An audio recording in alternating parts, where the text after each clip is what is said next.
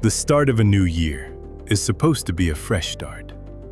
But for thousands of Texans, January marks the beginning of a devastating legal fight.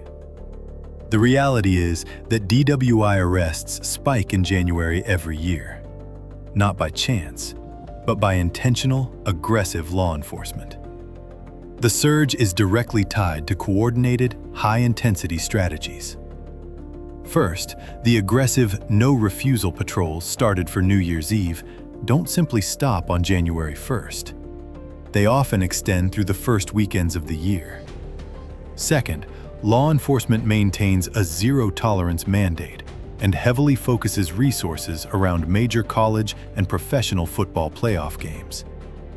More celebration and more vigilance means a predictable rise in arrests. Plus, if your BAC is 0.15 or higher, the charge is automatically elevated to a Class A misdemeanor. This enhanced DWI carries double the fine and mandatory ignition interlock device requirements. The biggest legal mistake people make happens right after the arrest: making statements to the police. You must exercise your right to remain silent and request an attorney immediately.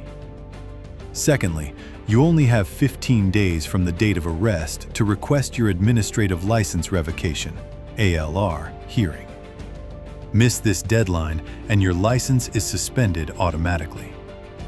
The state levies mandatory administrative surcharges upon conviction. These surcharges can cost $6,000 or more over 3 years, exponentially increasing the total financial burden. If you're facing a charge from a period where DWI arrests spike in January, contact Buck Johnson Law Firm immediately. Early intervention is your strongest defense.